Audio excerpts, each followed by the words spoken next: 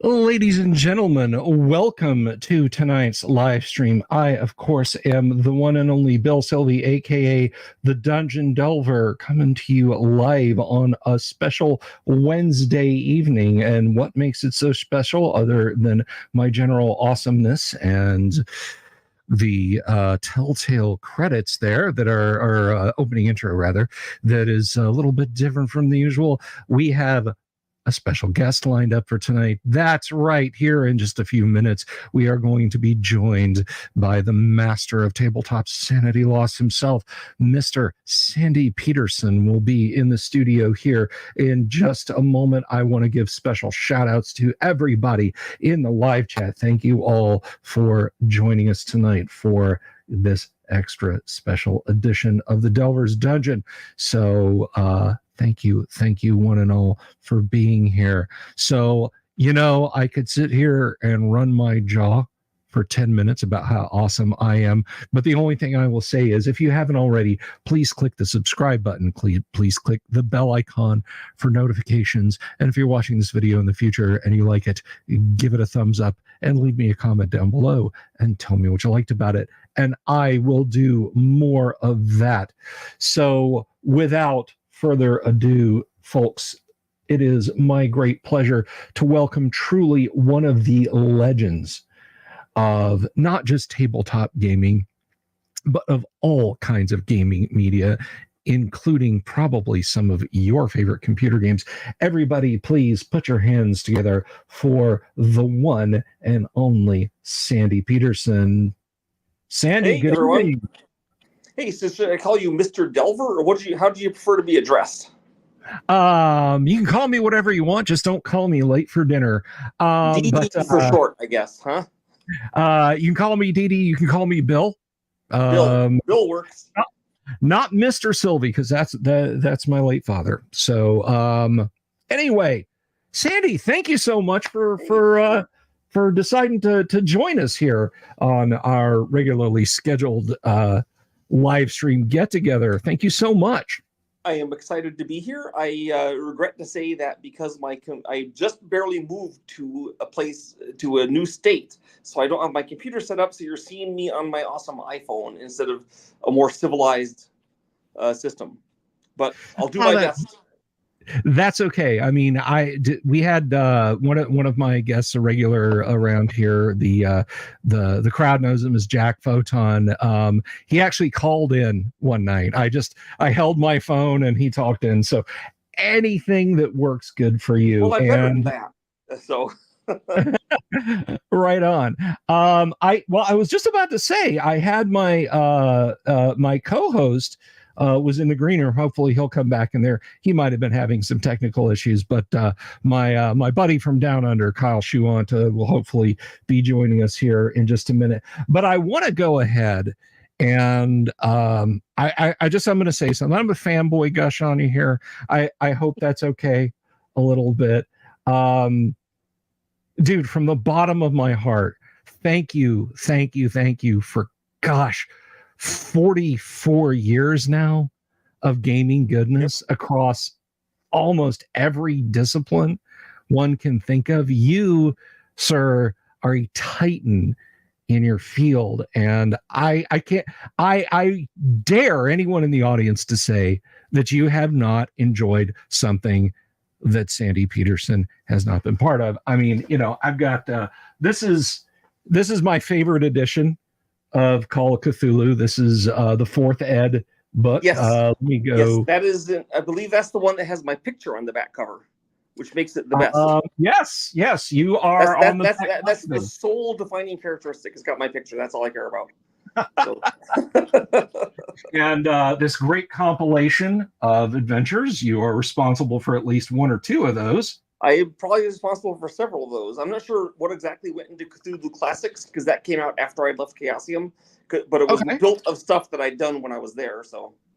Right on. Well, you are mentioned prominently in the credits, and of course, I could not resist. The whole audience saw when I dropped a little bit of coin when you guys did the box set reissue over at Chaosium. Yes. I love this. That is an absolutely beautiful set. And I kick myself for not spending the extra for the 2-inch box, but I had most of the modules already in Cthulhu Classics. So, but anyway, yes. Okay, so I'm going to add co-host Kyle to the live stream.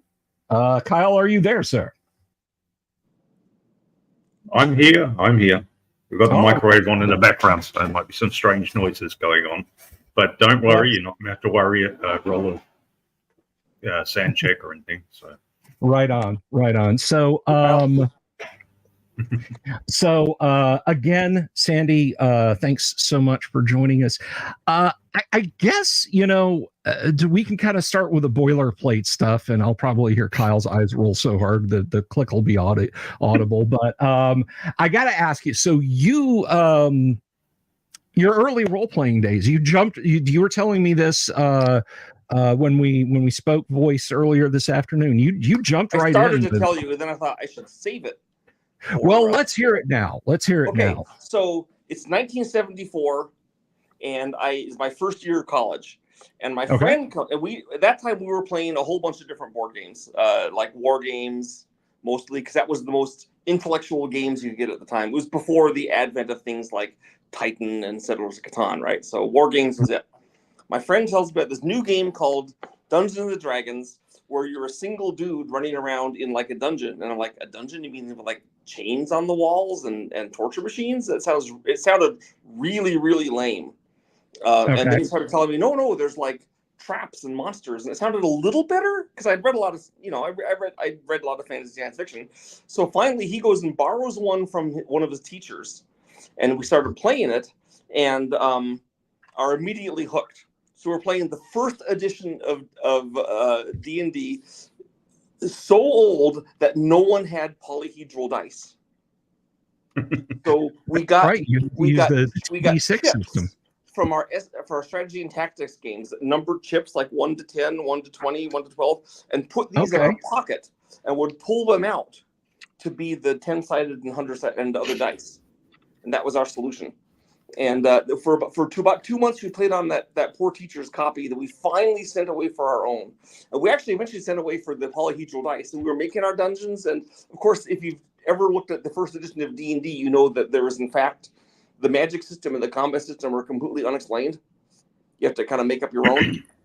So, and we were foolish enough to follow Gary Gygax's advice, which was to buy chainmail and use that combat system.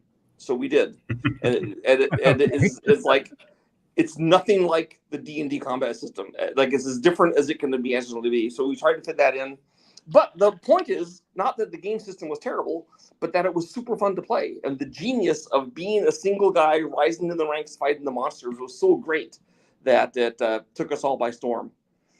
When other role-playing games came out, we started trying them. Traveler, The Fantasy Trip.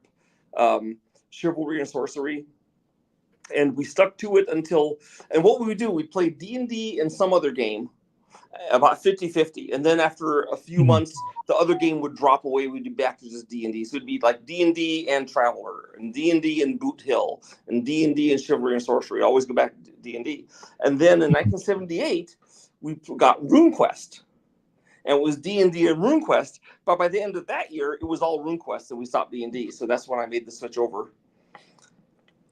We played Metamorphosis Alpha. Someone's asking this. We played it was before Gamma World, so we played Metamorphosis Alpha. Okay. So how did you come to be involved in RuneQuest then? Well, first I bought the old game White Bear Red Moon, the board game, and it was a super interesting world. So we played D&D in that world. Okay, And then when the RuneQuest board game came out, okay, then, or not board game, role-playing game came out, we started playing that. And I liked some of the features I had over D&D. I liked skill-based stuff. I liked having characters who didn't get so many hit points you couldn't execute them by chopping off their head, you know, and things like that. I liked having fights that ended with a bunch of guys wounded and bleeding and crippled instead of everyone on one side dead. Right? you actually take prisoners in RuneQuest, you know, and so we liked those things. There was disadvantages too, like it took a lot longer to run a fight. But it does. with that. And then I started writing to the president of Chaosium. A friend of mine talked me into it. This friend of mine, Steve Marsh, he'd actually interned with TSR and Gary Gygax, so he knew them. But he said, talk to this guy, Greg Stafford at Chaosium. So I did, and I made up some monsters for him, and then he published a book of my monsters. And then I heard that they were doing a game based on Lovecraft, which I love Lovecraft, and Lovecraft was. It's hard to overstate how obscure Lovecraft was at the time. Every single person I knew who had heard of Lovecraft knew about it because I had told them. He was not well known, but Chaosium had heard of him because they were getting a lot of obscure licenses at the time. And they turned the whole project over to me on the basis that I loved Lovecraft, so I do a good job. They didn't love Lovecraft. They thought he was a hack in common with almost everyone else at the time. So they knew they'd be snarky about it and do a sucky job. But they were smart enough to know they would be snarky, which is actually pretty genius if you think about it. And they knew that I'd never missed a deadline. So all those things gave them the job. And then, I mean, I got into role-playing games.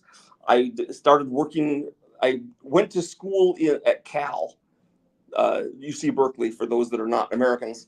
And my part-time job to support me and my family was working at Chaosium, and that gradually went from being a avocation to being a vocation. And then I became a full-time game designer. And I'm not saying, hey, kids, drop out of graduate school and be a game designer, but it worked for me. Well, the running joke is you too can make tens of dollars in the exciting field of tabletop role-playing game design. Well, I made tens of dollars for about 8 years, and we kept almost making it big.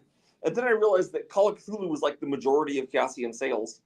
And and what happened is I decided to go to video games.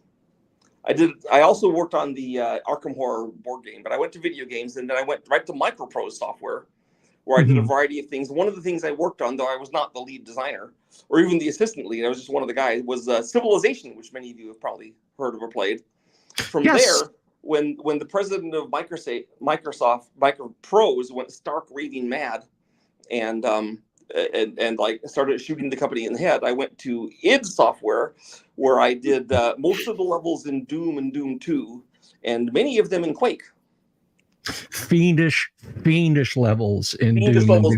I think my signature move was a big empty room with a pedestal and something really good on top of the pedestal, that with a spotlight on it, and you knew as soon as you picked it up, all hell was going to break loose, literally. Yeah, you had that you had to go get it. Right? So it was the big red button on the wall. Yeah, you knew it was a trap, but you had to do it, so you did. Anyway, from there, the classic. I went to id Software, not id Software, Ensemble Studios, where I worked on all of the Age of Empires series, and finished by doing Halo Wars, which was for the Xbox, which is a RTS on the Xbox. I went and taught school for 2 years. So if you went to college at SMU in Dallas from 29 to 2011, you could have been taught in game design by Sandy Petersen, computer game design. And then I did a failed iPhone game company with a buddy, and then I founded Petersen Games, which does mostly board games, but they're right on, which is Cthulhu Wars, Planet Apocalypse, things like that. So So you've lived the life. I have become I am renowned for being well known in role playing games. We call it Cthulhu, right? ElfQuest, Ghostbusters, computer games. I mean, Doom and Age of Empires. Even if I only did those, that's a heck of a resume. And then board games. So there's probably other guys that have done all three, Maybe Michael Stackpole is the one example, but I don't think there's any that have been as lucky as me to be renowned in all three. So it's quite an experience. But I'll tell you the truth about my game design. What I design are games. I don't view myself as a designer exactly. I view myself as a fan of games and science fiction and horror and stuff. So I design games that I want to play. And so I'm a fan like you. I'm lucky enough to get to as my job as a designer, but I'm literally making games that I want to play. So So for example, I love World War II games because I started out playing those back in the 60s, but I've never done one because there's plenty of good ones. So I've never attempted to make another one. I'm okay with my stuff I'm doing. So. Right on. So I wanted to jump back a little bit and just kind of hit a few highlights with starting back with Chaosium because this is one thing that I have noticed. We have for the last couple of years, and we're going to do it in 2024.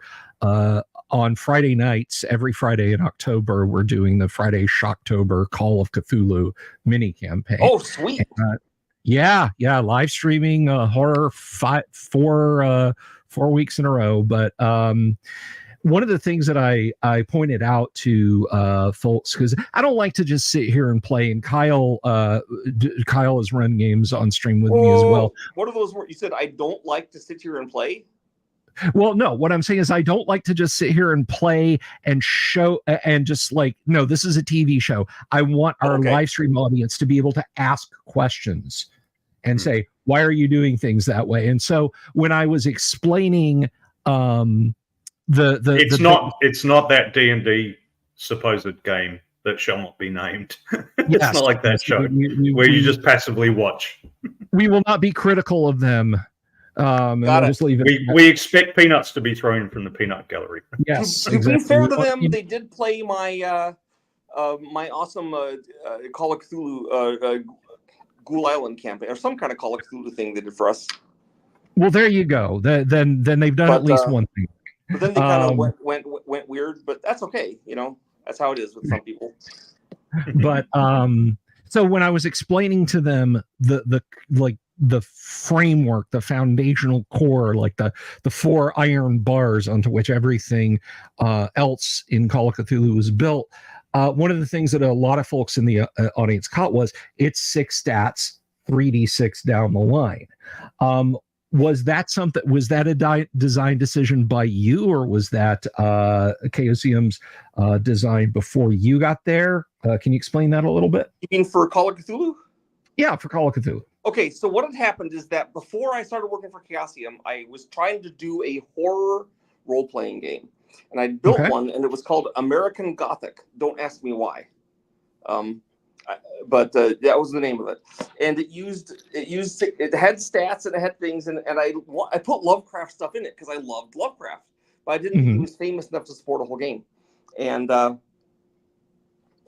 first adventure in Call of Cthulhu, the one that everyone plays, is called The Haunting, which is a haunted house with a sort of semi-Lovecraftian spook in the house. It's not really a Lovecraft monster. And that's why that's the monster, because that's from that original game. And the Chaosium came along and says, you're going to do Call of Cthulhu. It's going to be about Lovecraft stuff primarily. But you can have non-Lovecraft things. And it's got to be based on the basic role-playing system, which is based off RuneQuest. And so they gave me a copy of basic role-playing, which was 3d6 stats, d100 skills. And that was what I did. I did add extra stats. I added sanity. I added education. And there are skills in other non-basic role-playing, like driving, library use. Didn't have computers because, hey, it's 1981. Who has computers, right? Right. And simplified the combat. So that's why it had stats like that, because RuneQuest had stats like that, so Call of Cthulhu had stats like that. And you simplified the combat too. Yes, so my combat was simpler than RuneQuest. Because RuneQuest had this whole attack, parry, strike rank thing. I said, hey, we'll just go by dex. And since most of the combat in Call of Cthulhu was going to be guys shooting guns at hideous monsters that as soon as they hit you, melt you to a pile of ashes. So, so the combat could be a lot simplified. Yeah. In fact, the main combat you have in Call of Cthulhu is fleeing down a hall or through the forest while something nasty is chasing you, right? In fact, one of the problems I had with Call of Cthulhu was trying to figure out something to replace combat, because every other role-playing game was combat-oriented. And I knew it couldn't be that in Call of Cthulhu, because the weakest monster in Call of Cthulhu is a cultist. And he's just as good as you are, and probably better organized and more ruthless. Right. So you got to use your brains. So that's where I came up with the whole investigation idea, where you'd be, and of course the stories have this too, where you'd be investigating and finding out things and having creepy events instead of just going and fighting the monsters. And well, I think it was definitely a solid go. I mean, I remember, I think it was 89 was when I got my first taste of Call of Cthulhu, and it was 4th edition, and it's the version I've loved ever since, you know, because it's it's a wonderfully complete book. Not that it changed that much from edition to edition, but I do quite like it. So a question did come up. I've actually got a question. Did you yourself, and I'm so embarrassed to ask you this, I'm showing terrible ignorance here for not doing this bit of homework, but did you work at all on Stormbringer, or was that another division at Stormbringer was already being done when I joined. Okay. So I worked on some of the follow-up games, like the Hawkmoon game. Okay. Right, and some of the expansions, but I didn't work on the original Stormbringer. Okay. And I mean, which, by the way, the original Stormbringer was Ken St. Andre, who was the designer of Tunnels and Trolls. Yes, that's right. Ken St. a darn good game designer in his own right. Yes, so, and a good friend of mine, and I think he won't mind if I say that he's clearly completely insane. If you ever met him at a convention, you'll know what I'm talking about. Great guy, yeah. Nutty as a fruitcake. That might be what makes him such a great guy and a good designer, you know. That's the best kind of gamer, in my opinion. Yeah.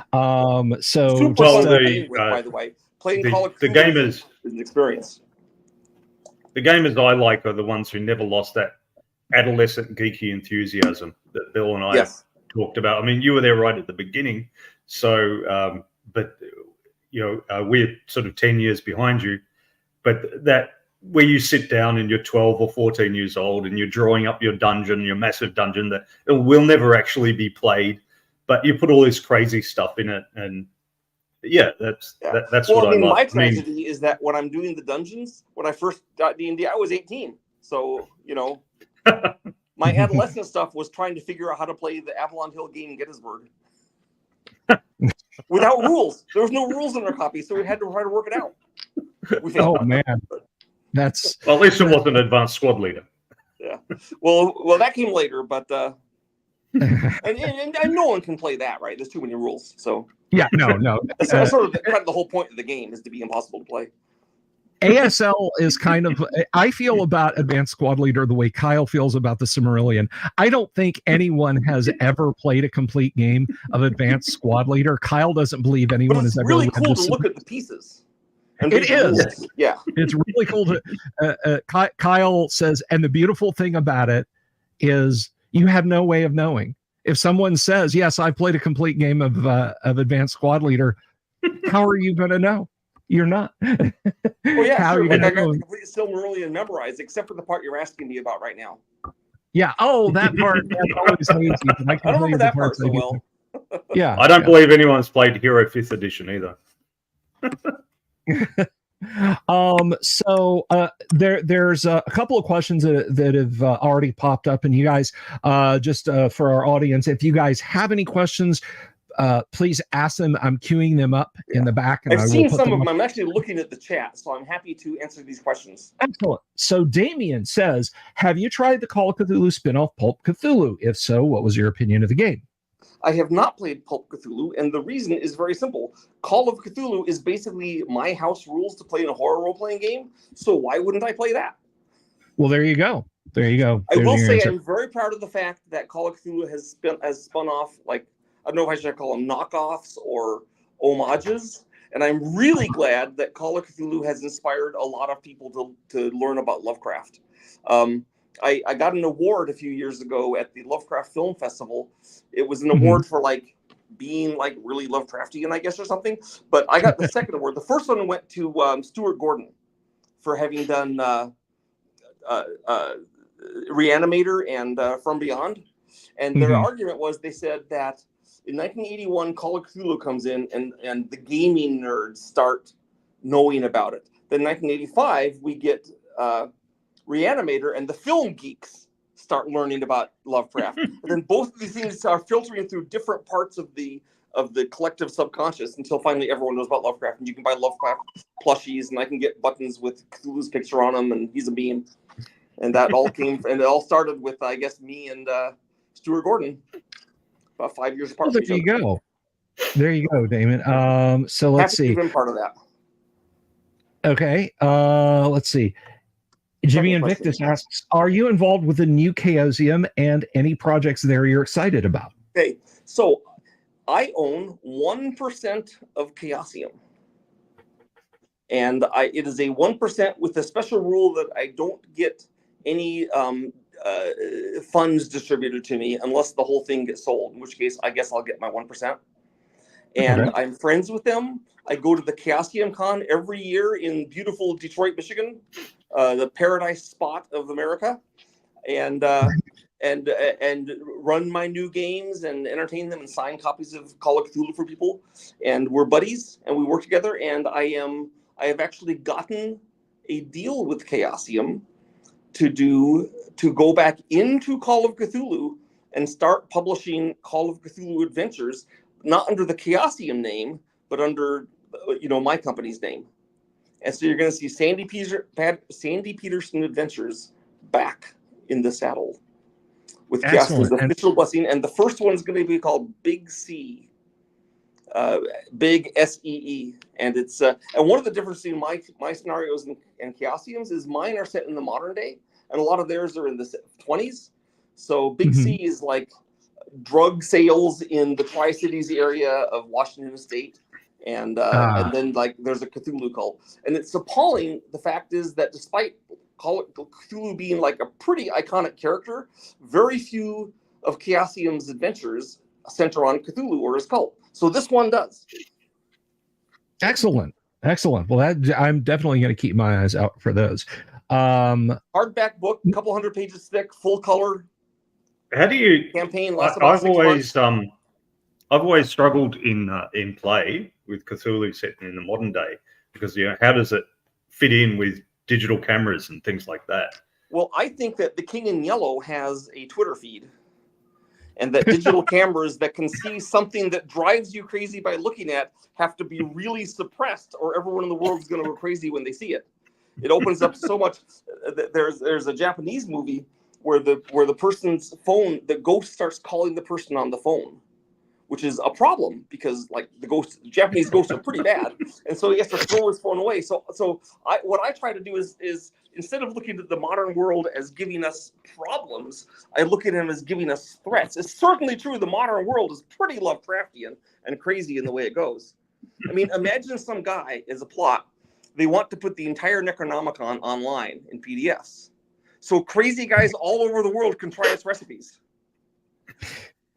Yeah, and you just got to one dude with it almost destroys the world in Dunwich Horror in the 1920s. So you can see the modern world is super lethal. And anything we have that's cool, like the internet or guns or drones, like the cultists have those.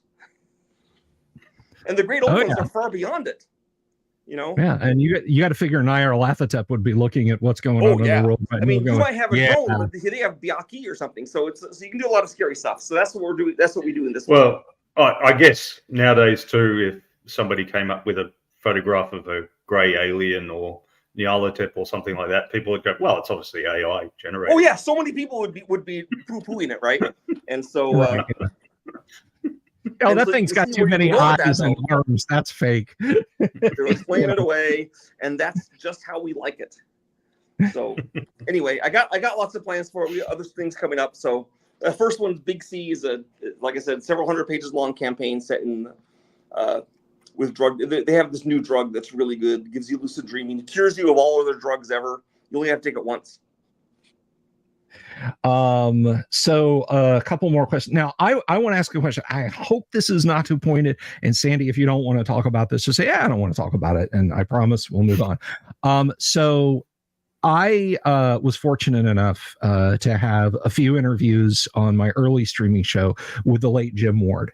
And the one time that Jim addressed the topic, he was just very straightforward about it regarding the unexpurgated deities and demigods. His statement to me, and he made this on his Facebook page, it's still up there, anyone can check that out, was that he had your Chaosium's permission to use the mythos that he did, that it was the Blooms who said, we don't want to advertise Chaosium stuff in our book, take it out.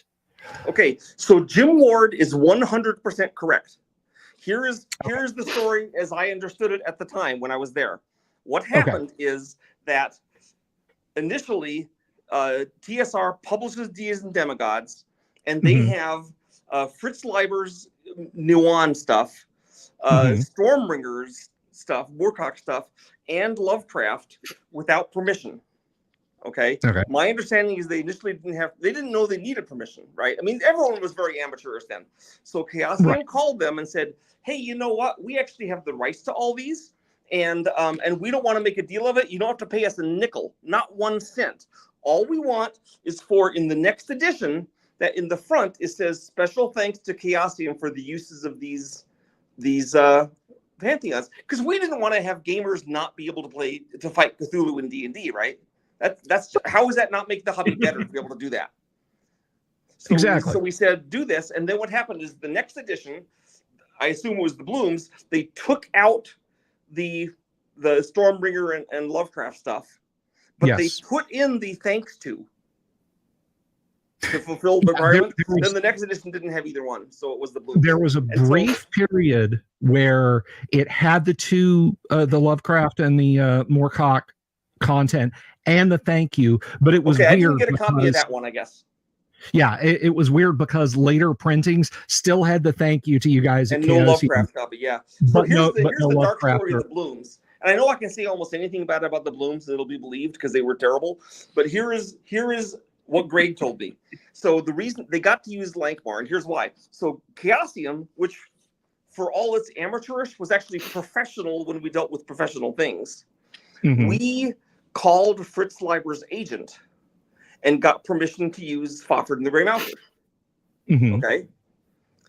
The Blooms talked to Fritz Leiber when he was at a convention and he was drunk. He was drinking a lot in those days, and got permission to use Fritz Leiber, to use Fafhrd and the Grey Mouser. Okay. And then Chaosium calls the Blooms and says, you have to give us permission for Fafhrd and the Grey Mouser. And the Bloom said, but look, we have a contract too that the drunk Fritz Leiber signed. And then they explained to Greg how he could screw over Fritz Leiber and sue him for a bunch of money for violating the contract, the previous contract they had with the agent.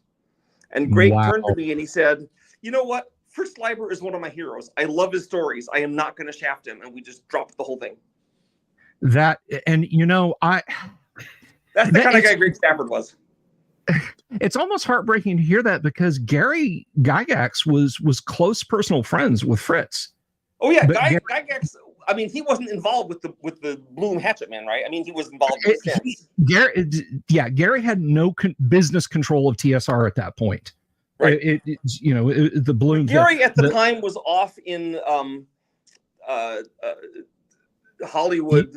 He was in Los Angeles working on the cartoon and trying to get a D&D film made. So yeah, the stuff that went down with Deities and Demigods and Fritz Leiber and everything was completely. But Jim Ward is right. Okay. About how it All happened. right. Thank you for clarifying that. I know that some people had some questions about that, and the whole point is Chaosium wanted people to have all the game fun they could have, and that was our principle. We said, it's better for the gaming world if people can go fight Elric in D&D. So we want them to be able to do that. And it very, very much is. So thank you. I agree. I think of the way small children play, and small children will happily have the Batman doll and the Luke Skywalker doll and playing them out. And then imagine But imagine trying to make that happen. Like, Oh, I saw you know what? in I forgot one thing. one of There the was local one cheapie financial stores. thing we got from it.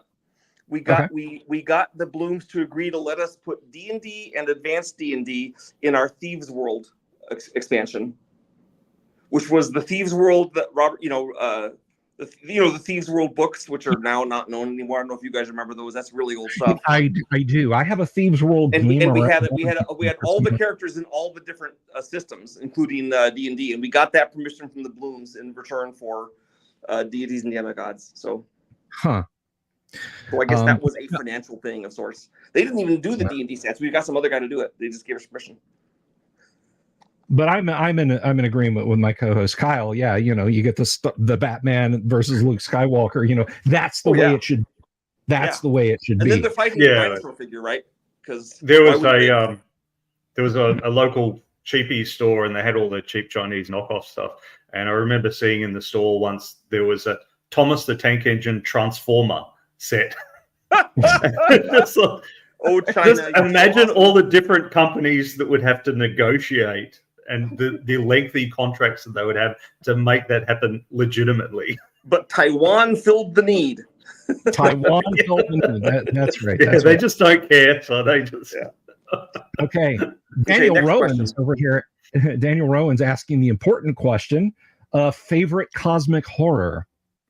Lovecraftian cosmic. I know horror. I could be more subtle, but I gotta go with Cthulhu, because Cthulhu is kind of the founder of my household's feast. He's the one that fed my kids, that established my career. He's the one that I have a full oil painting by Tom Sullivan hanging on my wall, where other people would have like a black velvet Elvis or dogs playing poker. I got Cthulhu rising from the deeps. So, and if you want the same painting I have, except not an original oil, Tom Sullivan is selling it on his site. So. Oh, excellent. Well, drop me a link and I will update the show description with that if anyone's interested in that. So for your service, Sandy, yeah, well, actually, I don't think you can send it. There's a private chat button that I'm not sure if you can see, but you can send it in there, or you can message it to me and I'll update it later. But for your service, Sandy, website, but he's but Tom Sullivan's other things going for him. That's the name of the artist. Look up him. He also did the special effects for Evil Dead and Evil Dead 2, and some of the special effects for Army of Darkness. He's a friend of Sam Raimi's. But before that, he was doing Call of Cthulhu stuff with me. All right. So I think I've got this here. I think his site is called something else, like Dark. Dark. I don't know what it's called. It's some artist name, so who knows, right? I've got a question, Sandy. What games are you playing nowadays, or are you always the bridesmaid, never the bride? Are you always the game master, always the player? Or? So when it comes to role-playing games, I very rarely get to play. I almost always have to game master, because I'm the famous Sandy Petersen, so I must know how to get. And of course, there's many game masters of Call of Cthulhu way better than me. But because I'm Sandy Petersen, I don't get to play. I get to game master. I sound like I'm playing. I'm really not, because I've been game mastering for so long that I've probably forgotten a lot of the skills I need to play well. But yeah, I'm usually the game master on role-playing games. Every once in a while I get to play. And a lot of the gaming I do is board games. Because I designed those, so I've been doing a lot of playtesting of that. I will say that I am currently working on a new role-playing game, my first one since 1986. Well, tell us about it. It's called Hyperspace, the role-playing game. It is set in space. It's not a Lovecraft game. It's a space game, but it does take place after Cthulhu rose from the deep and took over the Earth. So humans no longer have a home world. We're wandering through the sky in generation ships looking for a home world on little star bases. So it's you and your small crew of humans and some aliens mixed in. And because the way I grew up, I studied zoology a lot, and I read like weird science fiction, and so I don't believe in humanoid aliens. Lovecraft didn't either. If you look at his aliens, they're whack jobs. They're really strange. So I did. One guy put a link in there. So that's my board game, Hyperspace. And just today I was working on the figures for it. It's going to be coming out very soon. I'm so pleased. But the Hyperspace role playing game is a role playing game set in that universe with blasters and exoskeletons and really bizarre non-humanoid aliens that don't think like humans. So okay, all right, I see that. That was me. I pasted that link up there, but that's the right. legit the website, but it's not the role-playing game because that's not out yet. And actually, the Hyperspace board game is now, but it's almost out. So. Well, all right. That is awesome. So I will paste, for those of you who don't have a backspace button, there is the link to Sandy's website, and I'm going to catch up on these questions a little bit. You can also see reviews of the board game all over YouTube. We sent out a bunch of copies to reviewers so they can talk about it. But it's basically a multiplayer strategy game. It's highly asymmetrical. Right on. So Jorge has a question here, and he asks, apart from D&D and your own games, do you like other TTRPGs? Sure, because I play lots of RuneQuest, which is not my game, though I contributed to it later on. And I for quite a while, my good buddy was Seth Skorkowski. You probably know who that is. Yes, I do. I follow Seth. So I was in his campaign playing Traveler. I hadn't played Traveler since the 70s, so it was kind of fun. And my high point was when I charged up. My guy was from a primitive world that had like black powder weapons. So we were in a fancy planet. I grabbed a pistol. Is there any like pistols on the wall? He said, yeah, there's some black powder pistol. I grabbed a flintlock off the wall, stuck it in the face of the bad guy. And without knowing anything about the bad guy, I said, where is it? And then he told me. I didn't even know if the gun was loaded. But from then on, the other players that said, "You're in with us." That's the right attitude. So there you go. That is the Traveler way. That is how you roll with that. So I played a lot of tabletop role playing games. Currently, I'm playing mostly Hyperspace because that's the one I'm trying to develop. Right on. But I also play Call of Cthulhu, and I also play, whatever. So you landed at id Software, yes. And I got to mention, there was a small but not inconsiderable amount of tabletop people working at id Software with you. You had, let's see, you had I had Paul Jakeways before he was Neil Jakeways. Right. Jakeways was there. So Jakeways had been a buddy of mine way back in the day when he worked when he was he did the art for Chaosium, right? And and I got him hired at id as my replacement, basically. So. And Law Schick, you worked with Law Schick, also of TSR. Lawrence Schick, Lawrence Schick. He was actually at Microprose, not id. But I worked with him. Right. I worked with Arnold Hendrick there's a lot of us board game guys at Microprose. See, what happened is that Microprose had this theory that if you hired an actual game designer to work with a programmer, you'd have a better game than if you just had a programmer. So they went looking for game designers and paid remarkable theory. Yeah, paid them more than they were being paid in the tabletop industry, which is admittedly not hard to pull off. And they got me and Arnold Hendrick and other guys like that, Lawrence Schick, Bruce Shelley, and so we had a lot of board game guys. So we played lots of board games and other games too. In the hours. I think in the 90s, it seems to me, maybe this is just confirmation bias, but it seems like there was a bit of a diaspora from tabletop gaming to computer gaming, because of course the great Carol Otis. There was enough money in computer games by then, and the computer games were fancy enough to actually need a game designer. You couldn't just be Chris Crawford sitting in your office designing the game all by yourself. It was like you needed artists, you needed designers, and so when designers got needed, hey, there we were. We've been working in the fields of Rihanna and all this time, and now we're available. So we moved into it.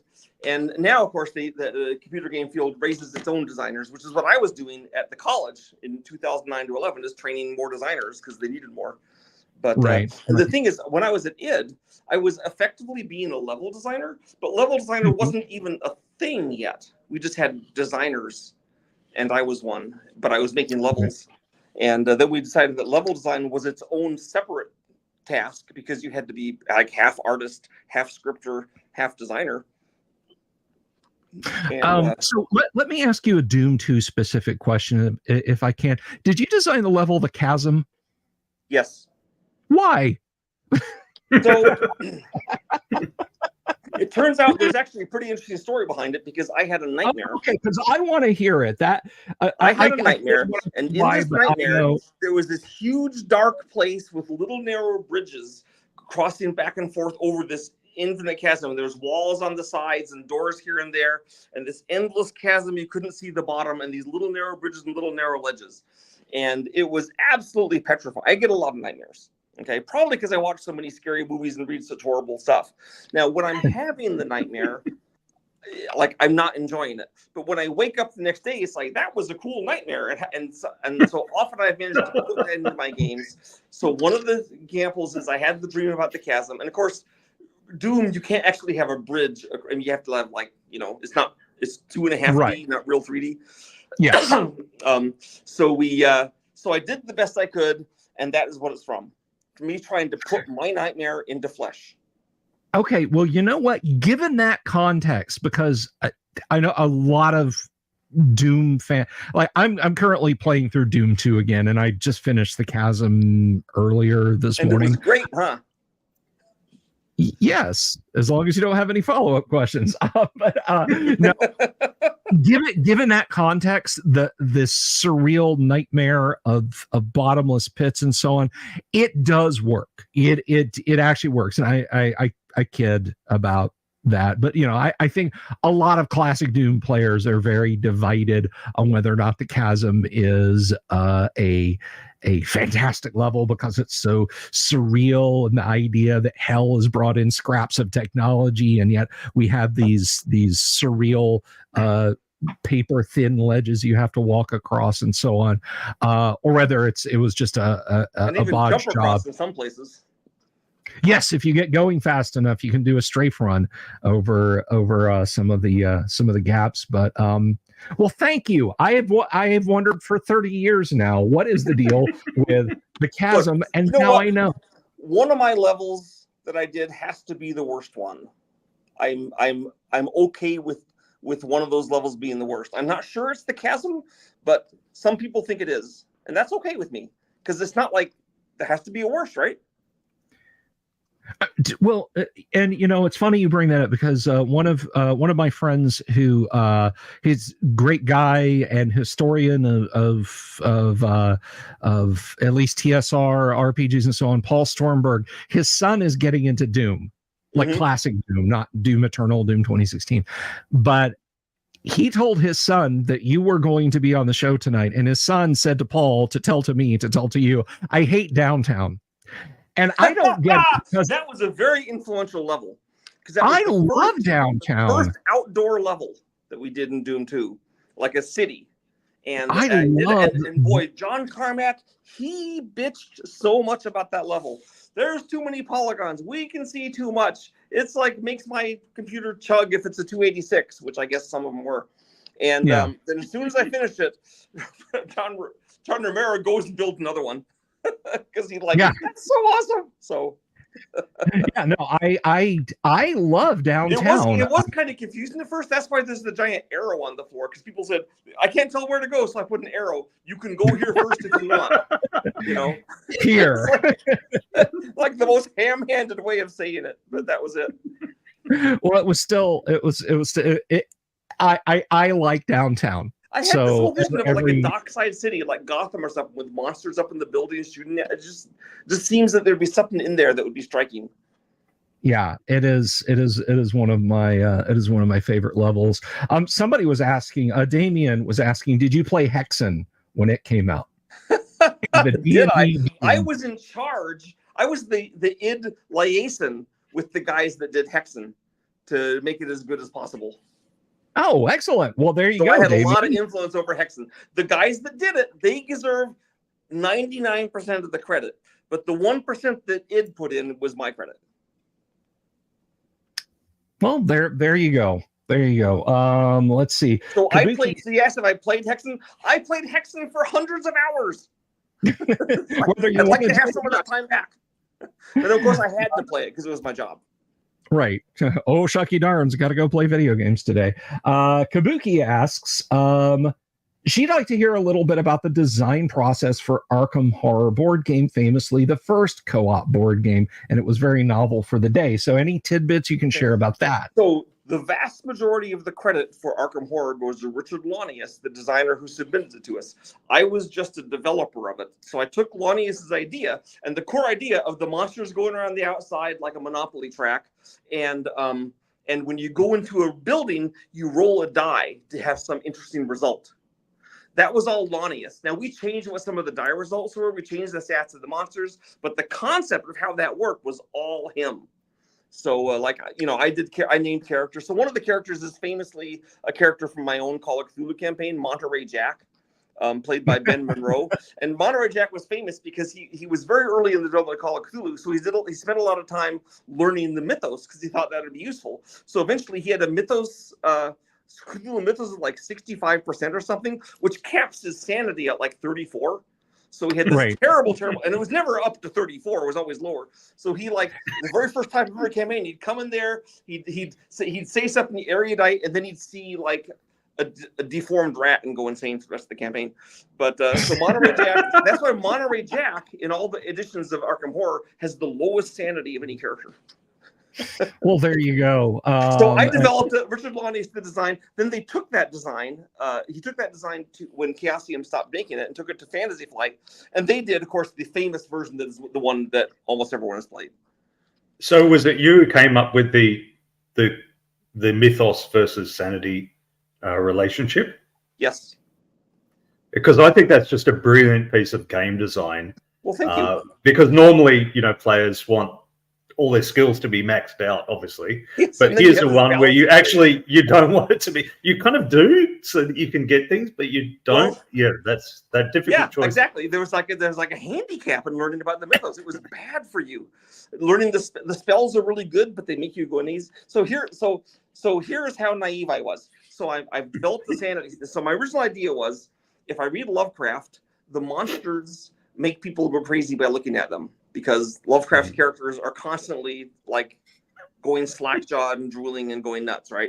So I gave the monsters, in my naivety, I said, the monsters have another kind of attack. They can make you go crazy. So I gave stats for all the monsters. So I'm playing the very first Call of Cthulhu game ever done, and it's the haunting scenario. And the players go into the basement, and they are... they're going to summon. They read a book, and there was a summoning spell in it called Something Nasty from House. It was actually a dimensional sampler, but they didn't know that. They said, we're going to summon this thing. And I say, okay. So you hear the scratching noise in the air, and then there's a tearing thing, and this thing starts to come through. And then one of the players said, I cover my eyes. Another player said, I'm running upstairs. Another player said, I'm going to the corner, turning my back to it. And until that moment, I did not realize that players would react, because normally in D&D or anything, you want to get all the information you can. You should never shut your eyes when the dragon walks into a room, right? Maybe if there's a Medusa, even then you have a mirror or something, right? But I realized the characters were acting as if they were afraid. Mm-hmm. And I said, I'm onto something here. But I did make sense. I said, this is good. The players may not have been afraid, but they're making the characters act that way. And that's when I realized how powerful the sanity system was going to be. Yeah. And it is a brilliant piece of game design. And I've used it to explain 25. Cthulhu. I was 25 years old when they did that. It's just like... I've used it to explain Cthulhu to many players who haven't played it before, and I say eventually you reach a point where you say, now I understand everything. I understand everything. And then they become an NPC. Yes. Under the control of the game master. And that's one of the funnest things about Call of Cthulhu. You see your old character, now he's a monster or a villain because of the terrible things that happened to him. And that's super fun for the game master, and I believe it is also super fun for certain types of players. It is. And while we're talking about the design of the sanity system, and I am in absolute lockstep with Kyle on that, I got to say, we used to sit around and giggle like sons of guns reading the phobias that you could get when you oh my god. And when we would get one, that would be the best. I remember we were playing a game. My dear friend Jeff Johnson was the keeper in a game. We were driving through the woods at night, you know, and he's running a 1930s scenario, and a dark young of Shub Nigaroth rips the top off of our Packard, and we're exposed to the stars. We had a character who had a phobia about the stars. My character had a phobia about trees. So there we are, lying in the back of the car, blasting along at some insane speed, which in the 1930s would have been like 50 or 60 miles an hour, with this thing loping along like the T-Rex in Jurassic Park behind us. And our characters at the table, we're laughing, but we're also mimicking going crazy. And we're burning through clip after clip in our Tommy guns, trying to shoot the stars and the trees as they fly by overhead. So see, that's what Call of Cthulhu is all about. Everyone's having a great time. Sure, their characters are being annihilated or going insane, but it's like I have had more laughs playing Call of Cthulhu than almost any other game, just because it's so crazy. Like, okay, this is the worst thing ever. But also with Call of Cthulhu, you're like, okay, this is how characters end in a horror movie. So I'm good with it. No. I have used the sanity system and indeed the core Call of Cthulhu rules, and I have seen more sort of Stuart Gordon / Brian Yunza-esque, the last person. There is one character left alive, but they're just laughing maniacally sitting in the middle of the road when the sheriff finds them. Scenario, the guy, one of the guys was playing the organ as the draperies burned, literally. And another guy was hacking with an axe at a chain on the door while these undead things were crawling up behind him. And I said, I think we're going to end the campaign here. We won't know what happened to your guys. They say, that's perfect. The credits roll. Yeah. Maybe they get away. Well, I like the way it ties in with the intelligence as well. The smarter you are, understanding, the more likely you are to understand what you saw and go nuts. Yeah, that was. Whereas your dumb grunt is like, huh? What was that? Oh, that's ugly. Well, I'll just keep going. Yeah, that was another trick. I had one player, his character. So that actually was suggested. I had the intelligence do a thing, but it was Lynn Willis that said, "Hey, have a higher intelligence be bad," and that was such genius that, of course, I immediately adopted it. Thank you, Lynn Willis. Yes. Yeah. As I said to the chat, Call of Cthulhu's were the longest-lived characters, are the least literate, and the worst read ones. Well, you have to know a little bit, or something really terrible could happen. But also true. The more you know, the more terrible thing it is that happens. Like if you don't know anything, the worst happens, you get killed, right? But if you know more, well, I had one game. It just had 2 players, and one was a professor, and one was the rather stupid dock worker. And the professor developed a phobia of spiders and bugs, and he felt like his hair on his body was spiders and bugs crawling over him. So he was shaving his entire body. So then when whereas the dumb grunt just didn't understand things, and so they were actually playing the what was it called, the Wendigo scenario, and they see the Wendigo come along and tear up all these sled dogs, and the guy who was already a bit crazy, he just sat down and started shaving his head. Well, it makes whereas sense. the dumb grunt looked at that and I don't have fur, I'll be safe. Yeah, and the dumb grunt just ran off into the blizzard. That's how that game ended. Call of Cthulhu was very planetary, while the other guy just said shaving his head. So I did want to mention one other thing. Like I said, Sandy, you stepped into a world of fanboy gushing when you came on the show, and I apologize for that. But look, I'm a fanboy too, so don't apologize. One of the things that I'm not a fanboy about me, right? But to me, I'm just like this dude. But one of the things that I love that you guys did with this edition was, despite the fact that it is grimdark, one day the stars will be right. Yes. One day time and space will align properly. Is you guys have got that's why Cthulhu was the greatest cosmic menace. He is the Earth's poison pill. One day, everything we do won't matter because he'll come back. Right. But I love the sense of humor you guys have got in here. You know, and I think the classic RPGs, like Bill McLean's cartoons and Tom Wham's cartoons throughout the AD and hardbacks, and you guys had your own jive in here. And the one that always just kind of made me giggle was all the way in the back, you have the sanity quiz. If you actually read all the words below, you should roll D3 for sanity loss.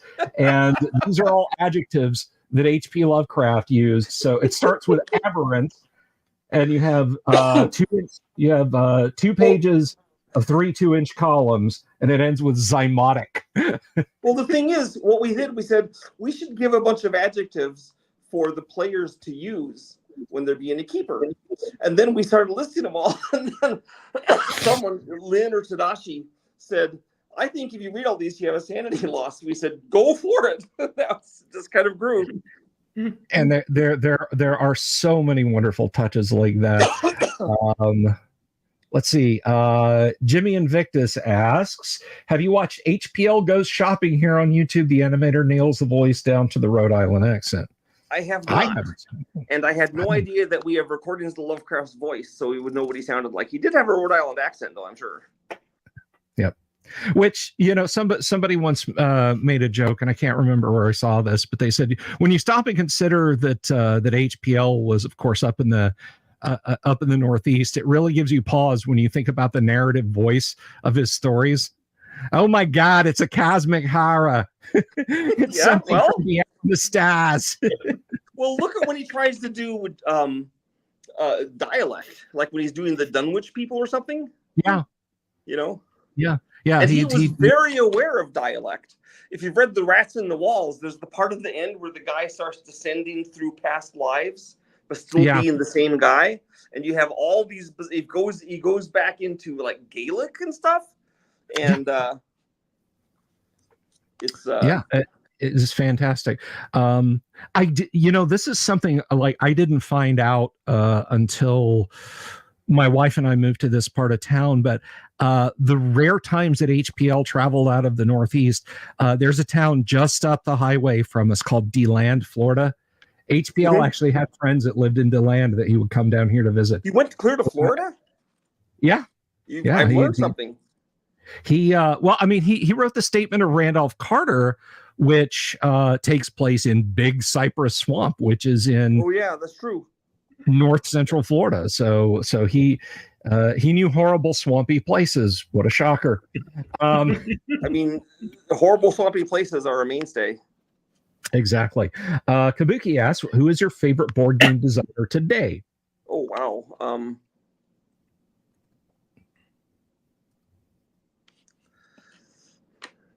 I mean, I like Greenwood a lot. He's always been a kind of a hero of mine. I also like SBI guy. He now owns the website strategy page. Jim. I can't think of his name. Sorry. I know who you're thinking of too, and I've gone blank as well. James Dunnigan. I like him quite a bit. Yeah. I like Greenwood. Ed Greenwood. I like him.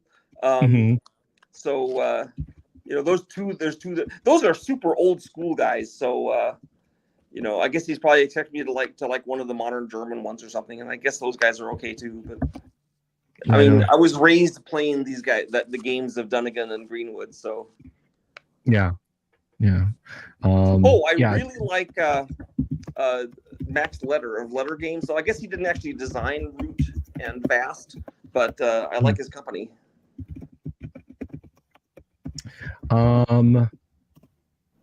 Engine Joe had a question. Did you play or enjoy any of the TSR era computer games, the gold box games? Did you get into any of those? Eye of the Beholder? Yeah, I played Eye of the Beholder. I liked that. I liked in general. There's a whole bunch of D&D themed computer games. I wasn't attracted to any particularly because it was D&D. if you know what I mean. So I like the Ultimate No, I games, gotcha. clearly D&D, right? Fantasy seldom with the PH, Fantasy 1, 2, and 3. I like those. Yeah, in fact, I liked them so much that I had a column for a few months, about a year, I guess, in the Dragon magazine in the 90s, which called The Digital Dragon, and it reviewed computer games that were fantasy based. So if you look up ancient lore, you'll see that I was doing stuff for that. Right on. There was a Call of Cthulhu computer game that came out in the 90s, and I'm somebody. Yeah, I remember it. I played it a little bit, but not very much. Okay. All right. Well, that answers my question. It was regarded as being pretty revolutionary for the time because it pushed a lot of polys around. It did push a lot of for the time. It pushed a lot. I mean, I was working in id and microprose, so I was pushing some polys around myself. And right. But I would say that one of the scariest games of those days would be I think a Sanatorium, it was called. That was actually not a 3D game, but you had your character moving around, and he was in a giant ruined sanatorium, and it was pretty effective. Yeah, I remember that one. Yeah, that was one. Another question from Jimmy, and I don't know if you know this, but he asks, did the latest edition of RuneQuest finally fix sorcery?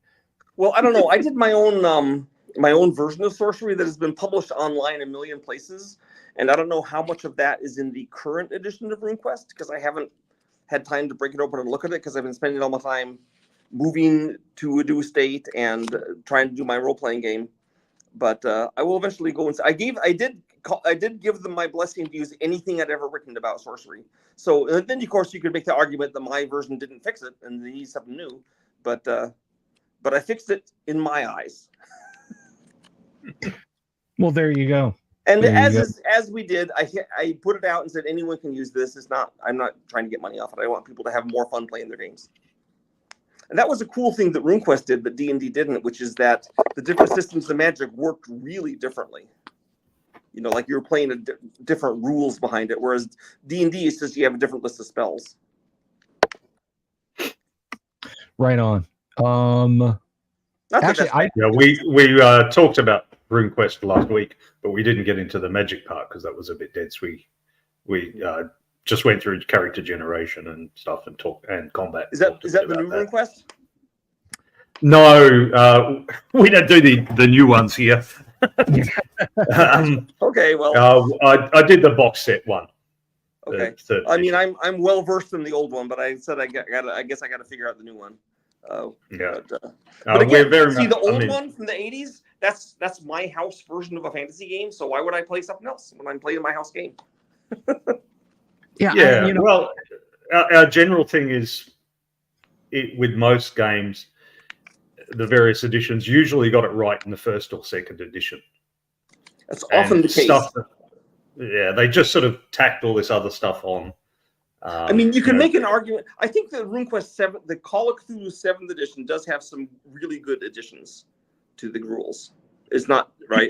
And I would say that the first edition D&D is clearly busted, though genius. You know, the fact that it doesn't have a combat system and you can't figure out how to do the magic is sort of a hole. And then they had the % liar, which was awesome in the rules. Then the Ardent Grimoire actually took that for legit and said it's a % liar. Yes, the typo that Dave Hargrave said. Well, this means defended until his dying day. You're lying. So Dave Hargrave did he loved Call of Cthulhu because Call of Cthulhu can kill the players and he loves killing players. So we did a adventure for Call of Cthulhu, and it was a dungeon. Like you go through this old mound, and this room has like a hunting horror, and this room has some deep ones. And it was like you wouldn't survive 2 rooms in this thing in Call of Cthulhu. That's not how this works, Dave. That's not how any of this works. It was just we just published it straight up like you said because why not? You know, play Dave Hargrave's Call of Cthulhu. So the second Cthulhu companion. Oh my gosh, that's funny. That you know, my keeper, my friend who was our keeper for the great being chased by the dark young through the woods in our car, had his my first RPG was Dungeons and Dragons also, and I used to talk about, I wax nostalgically about that when he introduced us to Call of Cthulhu, and he said, if you guys want a dungeon adventure, I've got a Call of Cthulhu dungeon adventure, I'll send you through it. And he would say it very darkly. So that's probably what he was talking about. And Jeff, I hope you're watching this and your ears are burning because I'm talking about you. I think one of the reasons that... Now I want to see... Yeah, go ahead. Now I want to see Raven McCracken's version of Cthulhu. Oh, Raven. Wow. Sorry, Sandy, you seem to miss that guy. World of Cinnabar guy. I have missed Raven McCracken. I will say that I think one of the reasons that Call of Cthulhu it works out for a lot of people is because the best role-playing stories are terrible disasters that happen to the characters, and Call of Cthulhu produces these at a great rate. Yes. And it's more disasters than just being killed or embarrassed. It's like terrible disasters. Well, the world came to an end, but at least I saved my Studebaker, and so. I have to tell you, we're gradually just kind of dissolving into no shit. There I was stories about great game sessions, but I do have to tell you, Jeff, you're a keeper most of the time, Sandy, but you have gotten to play. Have you ever gotten a keeper or DM anybody to do this? I can't. I'm on the phone, so I can't see it very well. Yeah. Oh, I'm sorry. They just kind of give you resting bitch face for a minute when you do something. Oh yeah. Seth Skorkowski did that to me, and quite recently in his Traveler game when I made a suggestion. And then I got it from his wife. She's playing. I forget what the dog people are. She's one of those dog people, and I made. I think I tried to throw a stick so she'd chase it and get away from where we were. So, and then I got the evil eye from Casey. That I deserved it. I was reading about somebody's Traveler game. A whole bunch of boxes of Cracker Jack for everyone. I still got the evil face, so I thought that was very unfair. I was reading about somebody's Traveler game, and I think that the game master there might have given them that face because the player, there was a spinach souffle that had become sentient and was running around the ship, causing havoc. So they ended up cutting the kitchen out of the spaceship, but they were only willing to do that. Game master. Yeah, I don't know. Somehow the players had made the spinach souffle sentient. With all the uplifting, because it's like we've got uplifted dogs and lions and dolphins and stuff, can't we? What else can we uplift? And they uplifted the spinach souffle. So I think basically the game master was trying to run the Expanse, and the players were trying to play Red Dwarf. So yes, that a little mismatch there. Sure, yeah, I get it.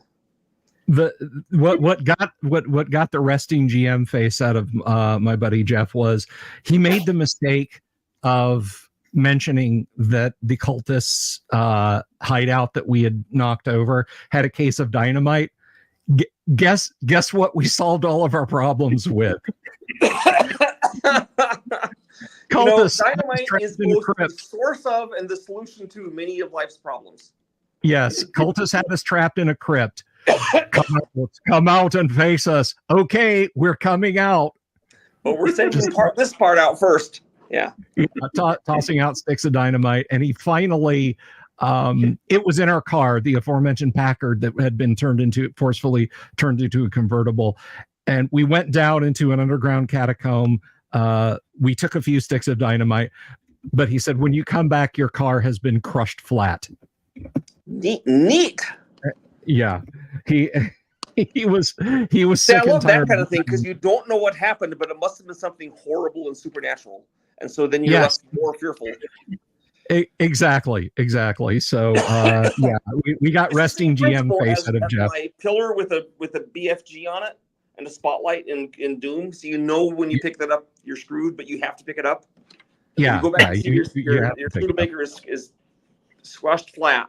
It's like, okay, You know, this is either like a Shoggoth or King Kong or something. It's not anything good. Somebody was saying I was a member of the Theron Marx Society. Yeah, I get that reference. Let's see. I don't want to have missed anybody's questions. I'm kind of scrolling back through here.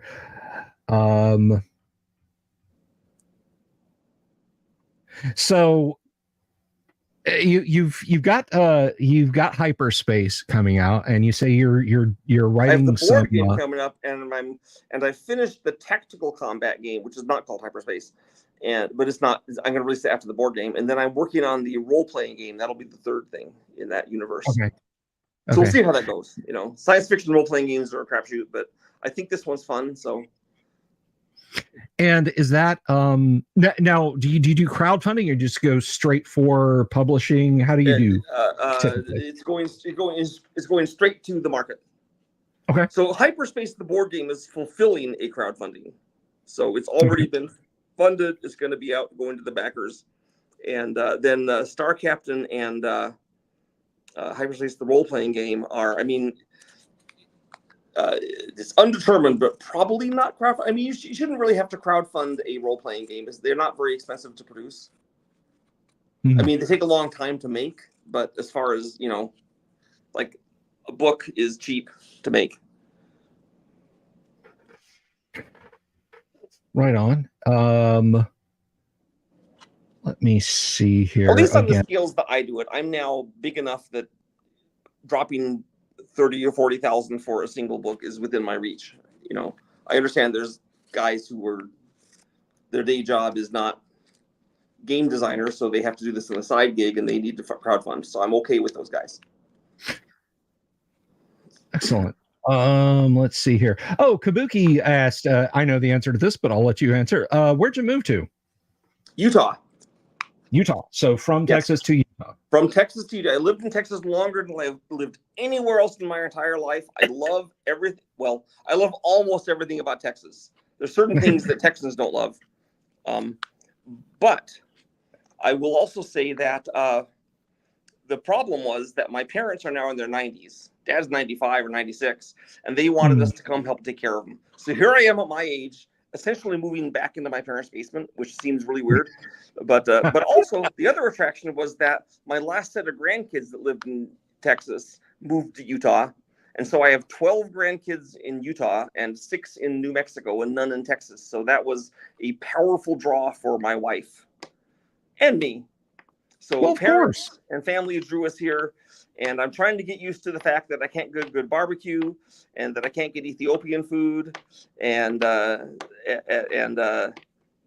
there's like these big things on the horizon that with snow that I don't understand. In Texas, you can stand at a beer can and see both oceans. You know, I'm used to that. You know, nice and flat. And this is not like that. I also can't figure out why the temperature goes down at night, because I'm used to it not going down ever. Yeah, well, I live in Florida, so yeah, I get that. You get that, yeah. Well, you are always closer to the ocean than I am, so at least you get the sea breeze. Yeah, but usually those sea breezes are moving at 218 miles an hour, so well, it's a there's little that. Yes. Well, okay.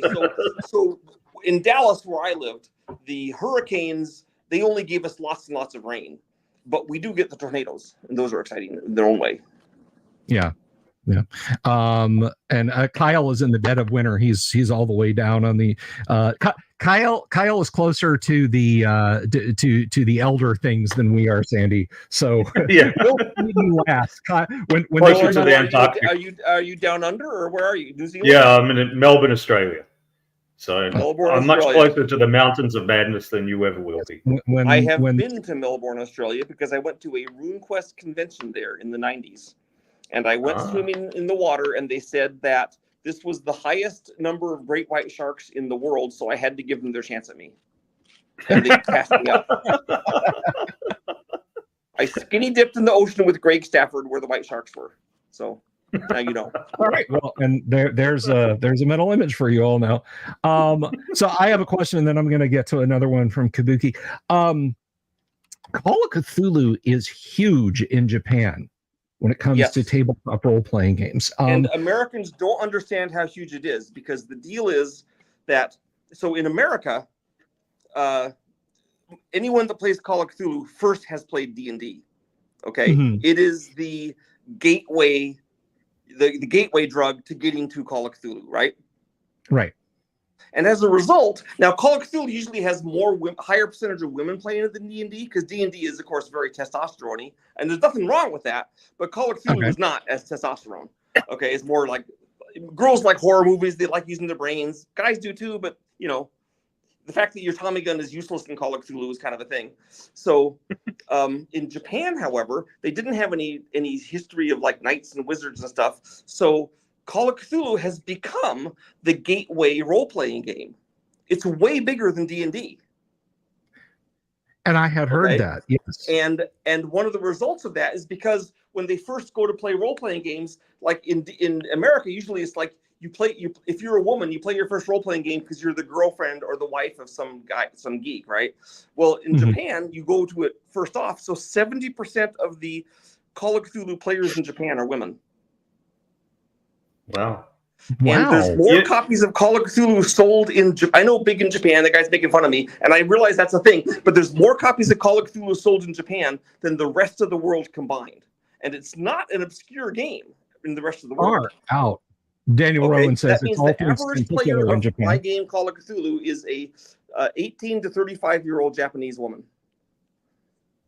That's interesting. It's interesting. You never know how things will take off culturally. You don't. The other night, my wife and I were watching this documentary about Fiddler on the Roof and the production of it right from the start, and the very first production. The very first production outside the first theater was a bunch of kids in a black high school, and they had to be protected by the police because like somebody or other was against it. But the very first production outside the United States was in Japan. And Japanese audiences were talking to the American producers and saying, how did you understand Japanese culture so well? It's like, who knows? Well, when I went to the convention there. They invited me over as a guest with my wife, and one of the things that I think ArcLight, they're the Call of Cthulhu publishers in Japan, did right is it's an open license there. Anyone can do adventures for Japanese Call of Cthulhu. So we're going there. There's all these rows of tables with like 2/3 women but 1/3 men selling their little one-off Call of Cthulhu adventure, usually with an anime picture on the front and then no illustrations inside because it's home printed. And then we'd go by and they would like, my interpreter would say how it was. They go, oh, Sandy Peterson, and they'd bow. And so I tried really hard to make my wife jealous, and I completely failed. She just laughed at me. So. But yeah, they had a Cthulhu burger at the convention. It was a green bun with little Cthulhu tentacles, like chibi Cthulhu tentacles, and you know how they put those crackers in the burger sometimes? The crackers were like little wings. So it was and they had dark young curry, and it was pitch black curry with rice, and they had an elder thing bubble tea with fruit in it. So now you know. Well, now I know. Okay. Kabuki, I think, was talking a little bit about production stuff in general. What's the usual count for a first print run? I think she asked that when you were talking about your board game production. Oh, wow.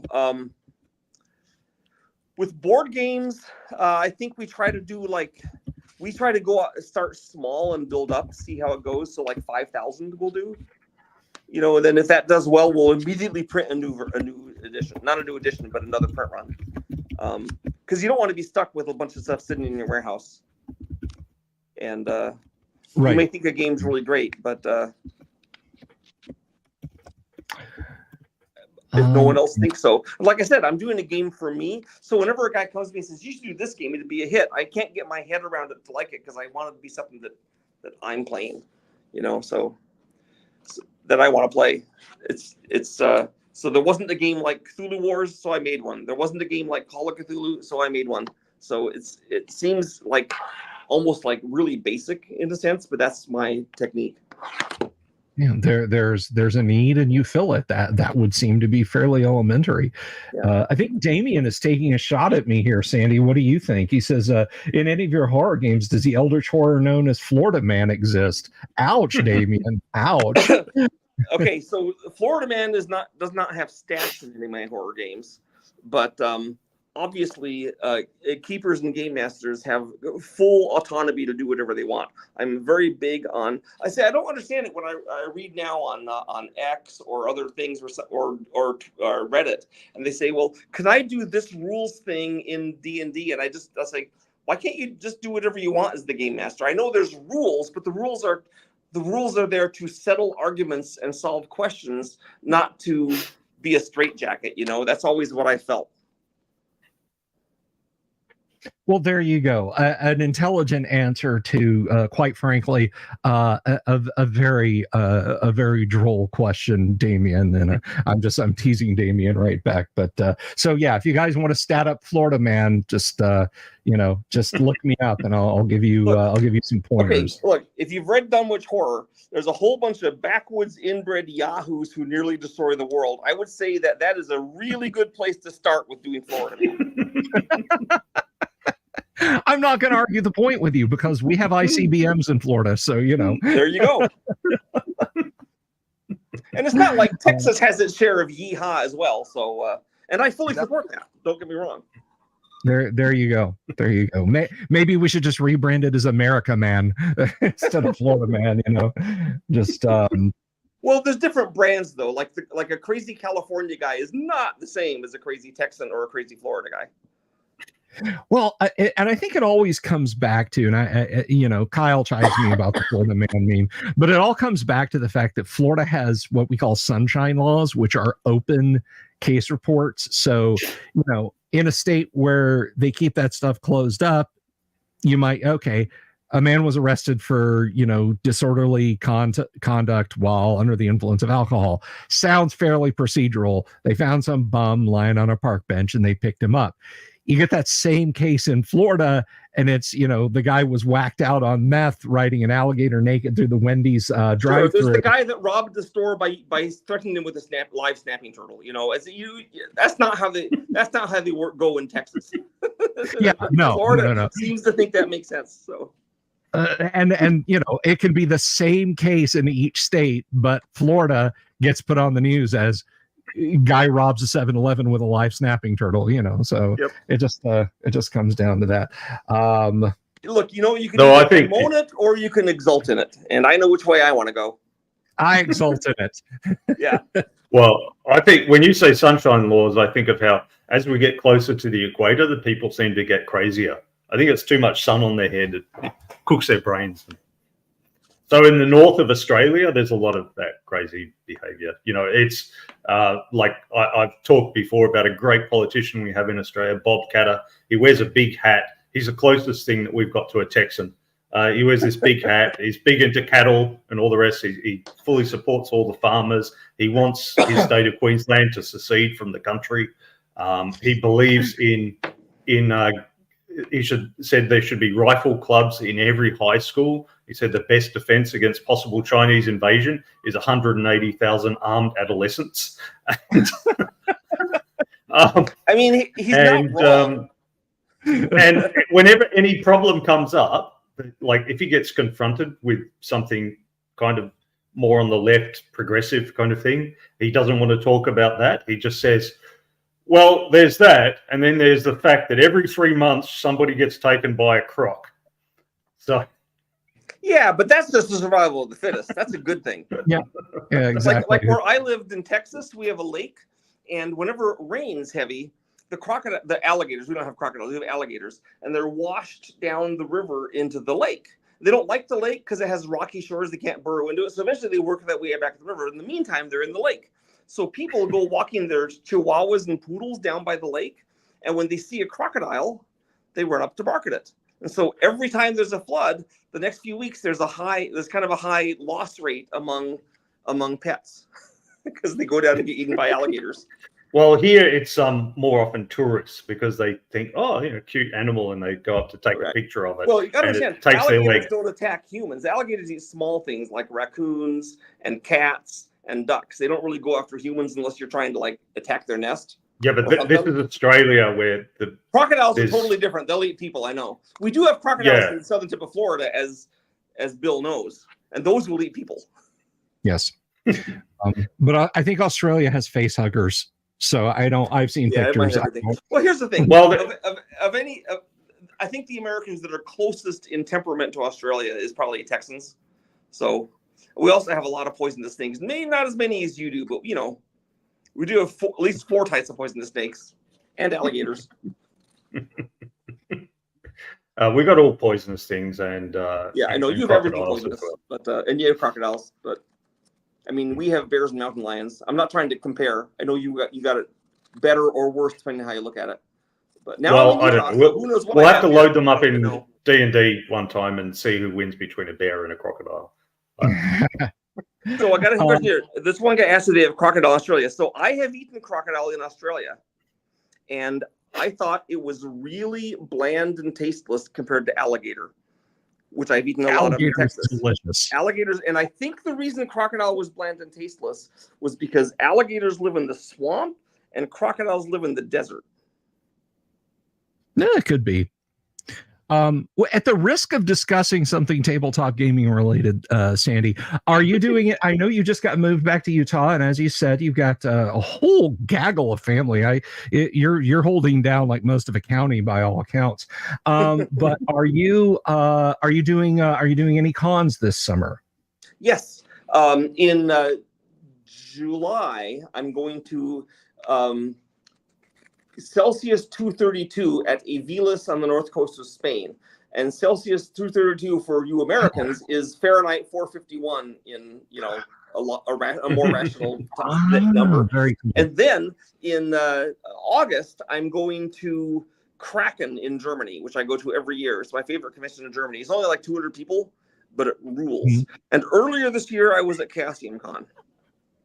So that's what I get. Those are little tiny conventions. But next year, I'm finally returning to Gen Con and possibly going to Origins and probably going to UK Games Expo.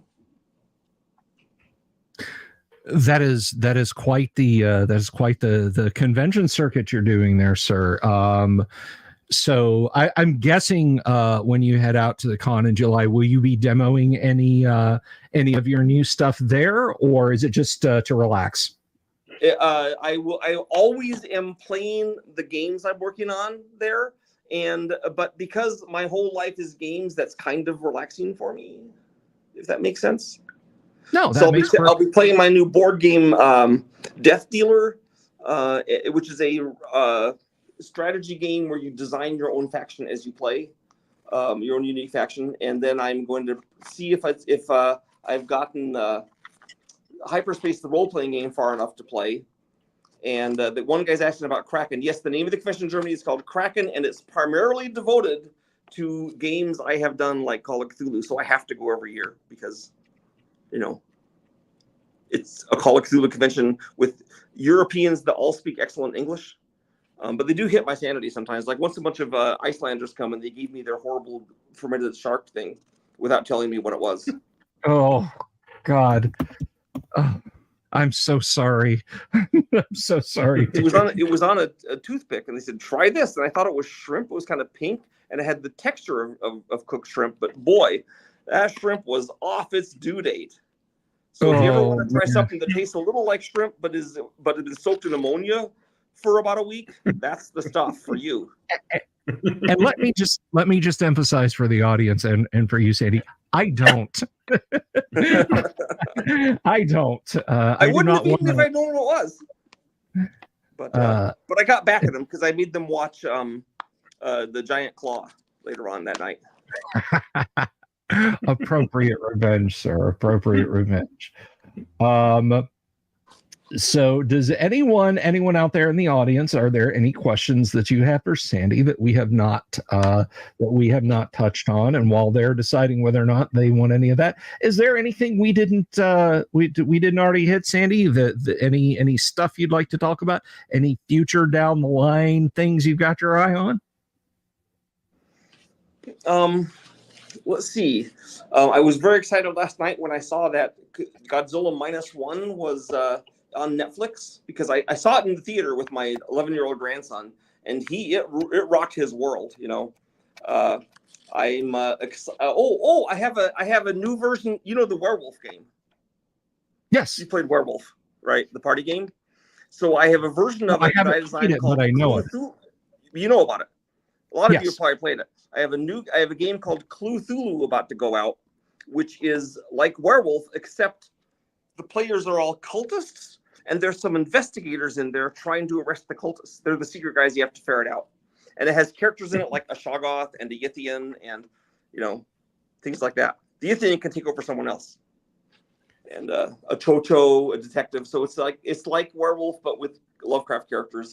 And I decided to do it the interesting way of having everyone be a cultist instead of everyone trying to ferret out the cultist. So the real guys are trying not to be ferreted out. So if you play Werewolf and you're interested in seeing the Cthulhu version of, yes, and there's a evil child in it who's independent, based on my granddaughter Amelia, and she gives someone a haunted doll secretly at night, right?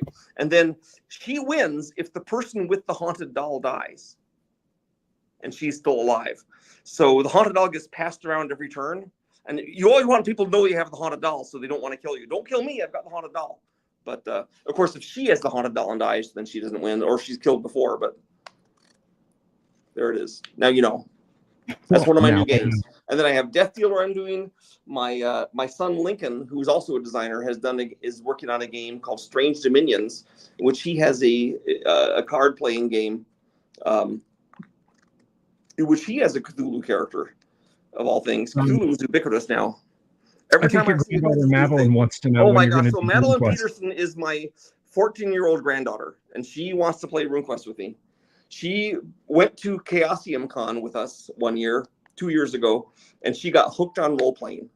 So if you guys can talk her out of it right now, this is your chance. Hey, not me, man. Not me. Absolutely. Madeline?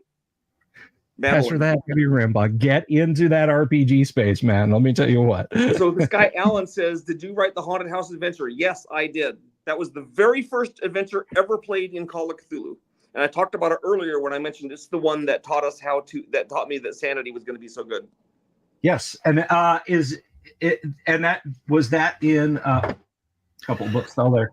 But the reason that it's in that version, it wasn't the very first version. The reason it's not super Lovecraftian is because I did it originally for my pre-Lovecraft horror game. Okay. Let's see. So Grant here is my son, and of course, I'm just making it clear: children are not as good as grandchildren. That's just how it is. And so he actually runs D&D for some of the grandkids on Sundays. And, I'm staying out of that argument.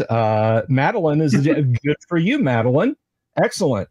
The GM for your running the game for her friends. So is wonderful. She has fully embraced the role playing stuff.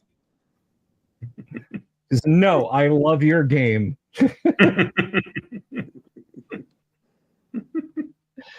Madeline using the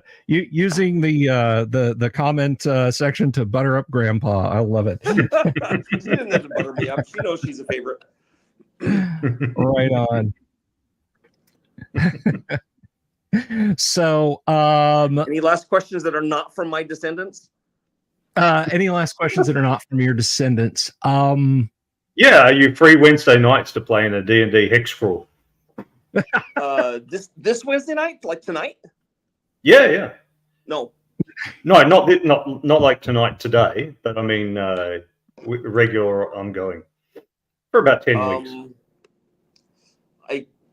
It's let me think about it.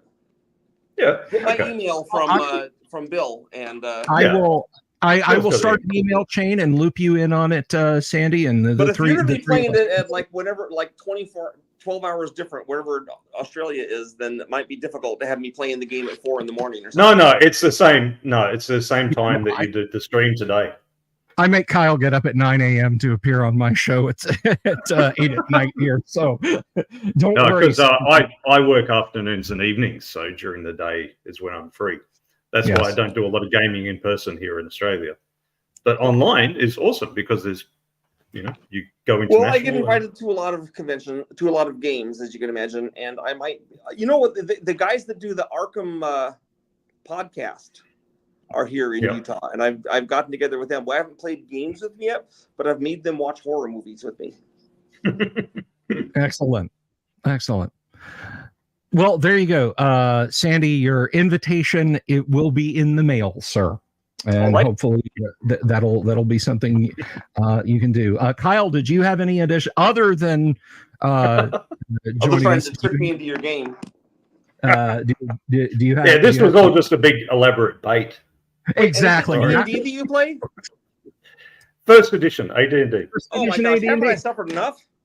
I played that one for years. AD&D, not the OD&D set. The OD&D stays on the shelf over there. The AD&D, man. AD&D. Hardback. That's not much of an improvement. I used to walk around campus with my AD&D monster manual, the first AD&D book that came out, held in a newspaper so people couldn't look at the terrible art that was on it. Oh, stop it. I'm friends with, or was friends with a bunch of those guys when they were still with us. I like a lot of the art inside the book, but the cover art, you can't defend that. Now, you know what? And you're right. I won't. I'll tell this story in closing, although I will give you the last word. Dave Sutherland, when they were giving out employee copies of the Monster Manual, Dave Sutherland threw his in the trash, and he did the painting. That's Dave Sutherland's artwork. Dave threw his copy in the trash. Not his greatest work. A coworker. I will say this. One of my favorite things about the original Monster Manual is that the art for the Invisible Shambler is a blank square, and 4 artists are credited for it. Yes. No, don't tell me Gary didn't have a sense of humor. But fortunately, someone fished Dave's copy out of the trash and insisted he take it home. And he was that was part of the Dave Sutherland estate that went to benefit his family when he passed in 2006. So it's depressing, these guys that when Lynn Willis died and Greg Stafford died. And I suppose I won't last forever, but I am in good health. Don't smoke, don't drink. So we'll see how long I last. But it's possible Invisible Stalker will get me. I hope you last long enough to come back again. Yeah, sure. I would definitely love to see you on the show year, whenever you want me. Maybe after my Big C comes out. There you go. We'd love to have you on and talk about Big C. But until then, is there anything you'd like to say in parting? Yog Sothoth Neblod Zin. Now we've had it.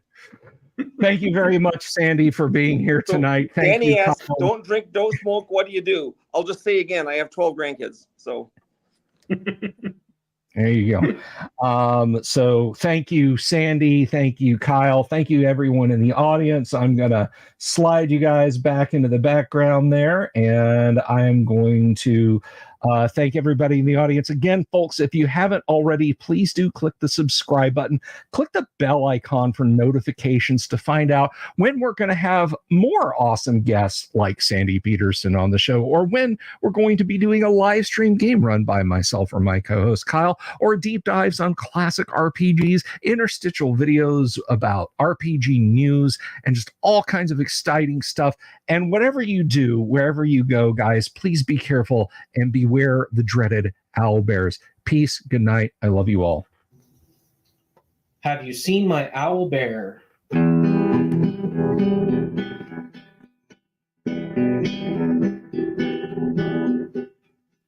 It's to all the weirdos everywhere in the woods and in the air. Have you seen my owl bear?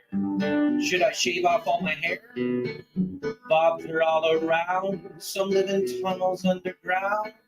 Some are fat, some are rich, some are sleeping in a ditch.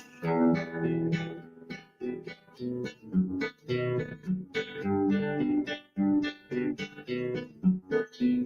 you ride a crooked horse without a saddle way out course? Naked as a toad, all the way to Smoky Joe's. Have you seen a little creep driving fast in this little green Jeep? He smells like fish and brandy, but his rotten teeth look dandy. Take me to the show, I don't care if fast or slow. From action flicks to dancing things, just take me to the show.